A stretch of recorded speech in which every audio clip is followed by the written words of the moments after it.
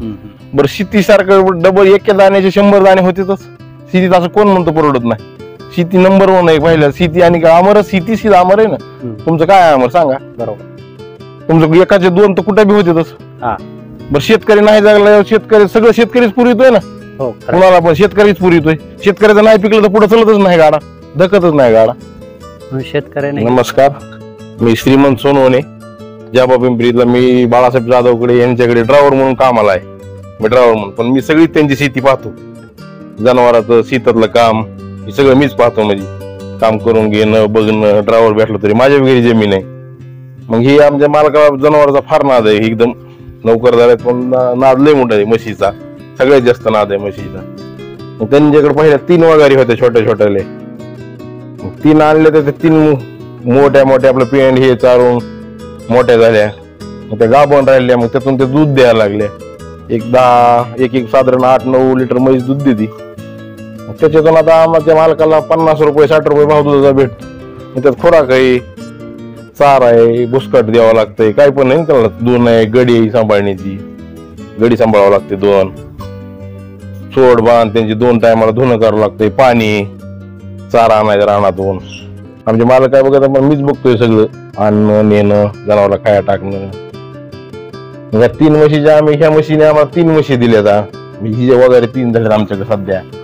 दुसऱ्या म्हशीचे आहेत आणि अशा आमच्याकडे 10-11 म्हशी झाल्या सध्या घरच्याच. एक इकडची नाही, ह्यातली काय नाही. आमच्याकडे सगळे घरच्याच म्हशी येतात. ह्यातले बारके सगळे वगैरे बिगारे आम्ही काही इकतच नाही. ह्याच्यात लहानाच्या मोठ्या करायच्या, इकायचंच नाही. आमच्या मालकाला इकायचा नादच नाही. त्यामुळे घरच्या घरीच असतंय आमच्याकडे सगळंच. इकायचं नाही, घ्यायचं नाही, काय नाही. शेड वगैरे, शेडचं हे पहिलं आमचं तिकडं शेड होतं एक दुसरं छोटं. मग आता ही आमच्या मालकांनी नवीन जमीन घेतलेली रोडला. मग ही जागा पुरत नव्हती जनावरला. त्याच्यामुळे तिकडे पहिलं छोटं असताना मग ते पुरत नव्हतं जागा. म्हणजे मोठं शेड करण्याचं मालकाच्या मनात आलं की आपल्या जागा पुरत नाही, जनावरला अडचण होती. वारं लागते जनावरला, मोकळं बी बसायला. जनावर जागा भरपूर लागती. म्हणजे आमच्या वर्ष झालं आमच्या मालकाने शेड केलेलं आहे. मग ह्याची लांबी 120 फूट आहे आणि 845 फूट आहे रुंदीला. त्याच्यात 2 गव्हाणी करायचे होते, पण आमच्या म्हशी एका लाईन बसते. पाणी वगैरे, पाण्याचं पहिले एक बोर होतं ते फेल गेलं. मग दुसरं आता घेतलं गेल्या वर्षी. त्याचं 500-550 फूट आहे. फुल चालते ते पाणी. पण इथं 2 एकर जमीन आहे. 2 एकर जमीन ह्या जनावरालाच खाण्यासाठी हौद आहे. आतमध्ये जर पाऊस आला तर आत बाहेर जनावर न्यायचंच नाही. आतल्या आतच पाणी पाजायचे. बाहेरून बी एक केलेलं आहे आम्ही हौद. त्याच्या पलीकडून बी एक केलेलं आहे. म्हणजे पिण्याच्या पाण्यासाठी एक आहे. पाईप कशासाठी सांगायचं? कोणचा पाईप? म्हैशी धुण्यासाठी ती बारकी मोटर आणती. म्हैशी धुण्यासाठी हाताने धुवायची गरज नाही. बारकी मोटरने चालू करायचं आणि ही करायची. मोटर आहे आमच्याकडे. त्यामुळे आम्ही ती म्हशी हाताने धुतच नाही. मोटर चालू करायची. पाईप ही सगळा बाहेर बी जातोय पुरा पाईप. दावण काय काही दावण ही सिस्टम केली. चारा खराब होऊ नये जनावरांच्या पायाने, शेणाने, म्हणून ही दावण बनवली धुण्यासाठी. हो पाईप हे धुवून जर काढायची महिन्या-2 महिन्यात तिकडून पाणी सोडलं तिकडे कडीला निघत धुवून. मग निर्मळ राहतं सगळं. गोचिड वगैरे होत नाही, पिसा होत नाही. आणि शेणाचं काय नियोजन आहे? शेणाचं काय आम्ही इथंच बाजूला टाकतो. त्याच्यामुळे इथलं गोमंत्र हे सगळं त्या उकंड्यात जाते. असं आहे. मग ते उचललं आम्ही हे पुढल्या चाऱ्याच्या नियोजनासाठी वापरतो उन्हाळ्यामध्ये. अरे हे कडबा कुट्टीचं काय तुमच्याकडे? कडबा कुट्टी आम्ही अशा देतच नाही जनावरला. असं कडबा कुट्टी करूनच देतो जनावरला. असं म्हणजे आखंड चारा देत नाही. वाटोळ होतो त्यात म्हणून खात बी नाहीत जनावर. असं आहे. आणि असं जर कुट्टी करून दिली तर ती वाया जात नाही. चांगल्या पद्धतीत खात येतं. त्यांना म्हणजे खायला व्यवस्थित येतो. हे असं आखंड टाकले खात नाहीत. आणि मग उन्हाळ्यात कसं काय नियोजन असतं? उन्हाळ्यात आम्ही काय करतो, उन्हाळ्यामध्ये 2 टायमाला दोन्ही म्हशीचं म्हणजे वातावरण गरमीच असतं. 2 टाइम द्यायच्या. त्यांना गारपणा लागतो सारखं म्हशीला. बाहेर बांधायचं सावलीलाच. आतमध्ये नाही जास्त ही करायचं गरमीचं. कूलर असतंय चालू म्हशीला. हो कूलर असतंय गरमीचं चालू. त्याच्यामुळे पाण्याचं हे सगळी व्यवस्था सगळी भारी. इकडून या हे शमशीकडलं बी कडबा. सकाळी त्यांना खाण्यासाठी आम्ही वैरण देतो सकाळ सुका चारा आणि पुन्हा वाला चारा देतो. ही एक खाऊ दे. पाणी एक पिण्यासाठी खाऊ दे आणि एक असं म्हशीसाठीच. हे चारा आम्ही ते शेण ही आम्ही इकडल्याच रानामध्ये टाकतो. इकडून मका आहे, ह्यो घास, इथं मध्ये एक बोर आहे, पलीकडून ऊस आहे म्हशीसाठीच. हे कोणता चारा म्हणायचा याला? ह्यो गवती घास आहे आपला. हे गवती घास आहे. ते कडबा बचाव घास. ह्याच्यामधून काही दुधाचा इफेक्ट नाही. आमच्याकडे मका असते हमेशा. डेलीचे 15-20 गुंठे आमच्याकडे मका असते. फेर करतो आम्ही मकाचं. त्याच्यामुळे ही आम्हाला कडबा बचाव घास आहे नुसता. आम्ही ह्याचा जास्त वापर नाही करीत. सकाळी वैरण द्यायची, पुन्हा घास द्यायचा आणि 4-5 वाजता 3-4 ला मका द्यायची. 3 टायमाला टाकायचे खायला. मग पेंड हे वगैरे संध्याकाळी देतो आम्ही. दूध काढल्याच्या नंतरच पेंड देतो. असं आमचं त्याचं नियोजन करतो सगळं. 2-3 जण माणसं आहेत आमच्याकडे मालकाकडे कामाला. मी धरून 3 गडी आहेत. बरं, सगळं खर्च जाऊन मालकाला किती राहतं समजा?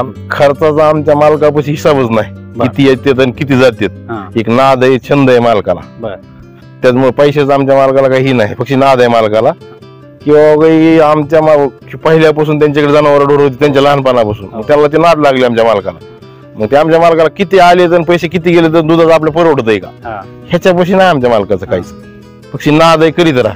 आणि जनावर चांगले दिसले पाहिजेत, निर्मळ तयार जनावर सांभाळले. म्हणजे त्यांचं असं आहे की आवड लोकांनी जाताना येताना मला जनावर ताईट सांभाळत. हे आमच्या मालकाचं उद्दिष्ट आहे. बरोबर. तर तुमच्या अंदाजाने एखादा शेतकरी आहे म्हणून आपण जर त्या व्यवसायाकडे पाहत असतो तर दुधाचे बी पैसे होते, शेणाचे पैसे, दुधाचे पण पैसे होते. 2,000-3,000 रुपये एक ट्रायली शेणाची इकत. आम्ही काही इकित नाहीत, पण बाहेरले शेतकरी इकतात. शेतकऱ्याला काय, जर शेतकरी घरची जमीन घरचा करणार असले तरी परवडतंय. आता आमच्या मालक बाहेरून करून घेऊन पण परवडते बरेच करतात ना. बाहेरली बी लोक असले तरी बी आमच्या मालकाचा नाद आहेच. पण घरचे करणार असले ह्याच्यापेक्षा जास्त परवडत. घरचे स्वतःचे करणार असले एकाचे 2, 4चे 2 असे होतच चलतात ना, वाढत चलतात. असला फरक आहे. तर तुम्ही आता नवीन शेतकरी जे ह्याच्यात उतरू पाहतात त्यांना काय सांगाल? समजा नवीन शेतकरी काय बोलतात, परवडत नाही, शेती परवडत नाही, हे परवडत नाही. बरं, शेती सारखं डबल 1 दाण्याचे 100 दाणे होतेच. शेतीत असं कोण म्हणतो परवडत नाही? शेती नंबर 1 आहे पहिल्या. शेती आणि अमर, शेती अमर आहे ना. तुमचं काय अमर सांगा? बरोबर. तुमचं एकाचे 2 तर कुठे बी होतेच. बरं, शेतकरी नाही जगला, शेतकरी सगळं शेतकरीच पुरवितोय ना. कुणाला पण शेतकरीच पुरवितोय. शेतकऱ्याचं नाही पिकलं तर पुढे चलतच नाही गाडा, धकतच नाही गाडा. शेतकऱ्याने हे उतरलंच पाहिजे. शेतीला बघायच पाहिजे. शेती परवडत नाही असं नाही, घरची करणारा पाहिजेत. मजुरा लावून बी केलं तरी शेतीला जोड व्यवसाय म्हणून तुम्ही याच्याकडे पाहू शकता. शेतीला जोड व्यवसाय म्हणूनच आमच्या मालकांनी केलेलं. आमच्या मालकाला नाद खूप आहे. आमच्या मालक नोकरदार आहे. दोन्ही बी नोकरदार आहेत. त्यांची पत्नी बी नोकरदार आहे, ती बी नोकरदार आहेत. त्यांची मुलं पण नोकरदार. पण नाद त्यांना जनावराचा किल्ले नाद आहे. त्यांच्या नादाला मोलच नाही.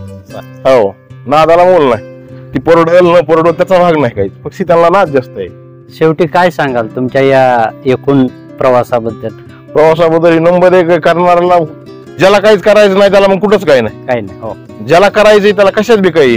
बरोबर. जिथं लाथाने तिथं पाणी काढू शकतो करणारा माणूस असल्यावर. बरोबर. आणि ज्याला काहीच करायचं नाही ते काय बी म्हणतो ह्याला परवडतच नाही, ह्यात काय राहतच नाही, त्या जनावरात काय राहतंय, ह्याच्यामध्ये काय राहतंय. त्याच्यामुळे काय नाही, काही लोकांना ती सवय लागली न काम करण्याची. असं आहे ते. काम केल्याशिवाय काहीच नाही. तुम्ही काम केलं तर तुम्हाला खायला भेटणार आहे ना. नाही केलं कुठून भेटणार? खरंय. आता 70% बेरोजगार नुसते गावात हिंडतात का, कामच करू वाटत नाही ना. खरंय, कामच करू वाटत नाही. काम केलं तुम्ही घरचं तरी करा ना. बांधाव जाऊन बसून बाहेर लेकून करून घ्यायचं, कशी शेती परवडल? घरचं बी करायला पाहिजे. आपण स्वतःच घरचं केलं, अगर शेजाऱ्याचं आपण सावडी वावडी केलं तर एकामेकाचं सहकार्य होतंय ना, पटकोनी काम होतंय. पण ती नाही आता भावना राहिली लोकांची खरी काम करण्याची. खरा मेन मुद्दा ही आहे. पुन्हा आवडतं एका रात्रीत मोठं व्हावं, ते कराय. त्याच्यासाठी तुम्हाला कष्ट करावे लागतात. कष्टच करायला पाहिजे, कुणी पण करायला पाहिजे. कष्ट केल्याचे कष्टाला कायम फळच आहे. बरोबर. पण ते आता कष्ट करण्याची वृत्ती राहिलेली नाही. तुम्हाला वाटतं मी एका रात्रीत मोठा व्हावा, मी असं करावं, मी तसं करावं. आपण काम केलं तर होईल. 11 वाजता झोपल्यावर होईल. काय संदेश द्याल शेतकऱ्याला? घरचा करणाऱ्याला शेती करायच पाहिजे. नवीन पिढीने पण शेती करायला पाहिजे. गरज आहे काळाची. शेतीकडे आता सध्या नवीन पिढी मधला एकही तरुण वळत नाही. नवीन शेतीकडला.